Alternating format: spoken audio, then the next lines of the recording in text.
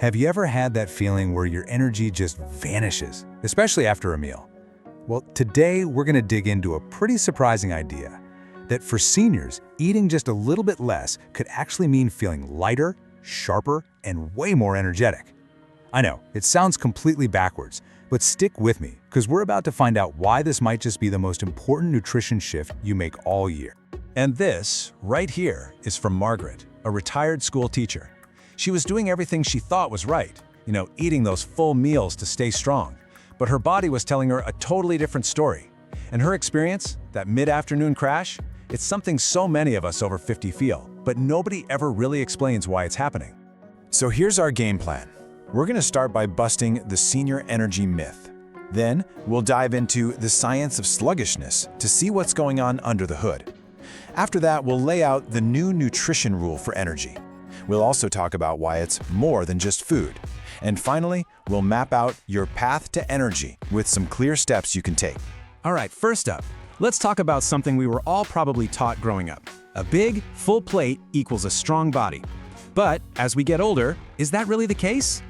And here's the absolute heart of the matter. The very thing that used to work for us, more food for more strength, might actually be working against us now. That rule that served you well for decades, it can start to backfire as our bodies change. It's a small shift in thinking, but believe me, it is a powerful one. So what's really happening inside our bodies? And let me be clear, this has nothing to do with some kind of personal failure. This is just biology. So let's take a quick look at the science behind that energy drain. Okay, just look at this comparison. At 30, your body's like a furnace, right? It burns through food fast. But as we move into our 70s and beyond, our digestion naturally slows down, we just don't need as many calories, and our hormones are on a different track. Our bodies start screaming for high-quality nutrients, not just a high quantity of food. It's not about the volume of the fuel anymore, it's all about the quality. I love this analogy because it just makes so much sense. A brand new engine can handle almost anything you throw at it. But a classic, older engine, it runs best on cleaner, lighter fuel. If you overload it, it just gets bogged down and runs poorly.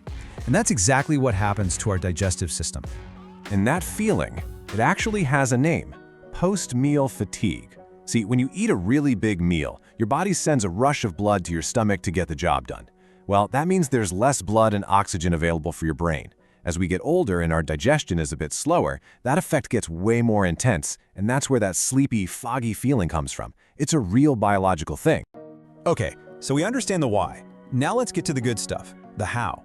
And I want to be really clear. This is not about some miserable restrictive diet. It's about a simple, powerful tweak in how we look at our plate. The very first step couldn't be gentler.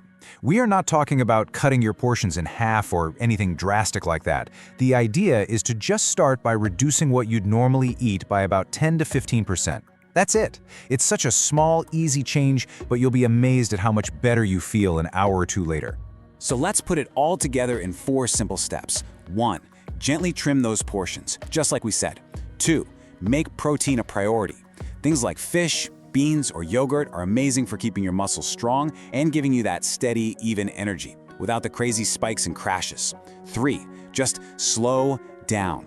It takes your brain about 20 minutes to get the "I'm full" signal from your stomach, so give it a chance to catch up. And number 4, which might be the most powerful of all, just pay attention. Notice how you feel after you eat. Your body is giving you feedback all the time. We just need to learn how to listen.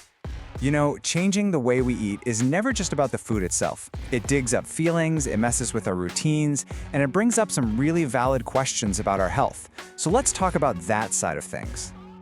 This is the big one, isn't it? And it's a completely understandable fear. For our whole lives, we've connected food with strength, so the idea of eating less can feel, well, pretty scary. And the answer is to shift our focus from quantity to quality. When you eat a little less, but you fill that space with foods packed with nutrients, things like leafy greens, lean protein, berries, you're not depriving your body at all. You're actually making its job easier, giving it exactly what it needs without all the extra work of digesting empty calories.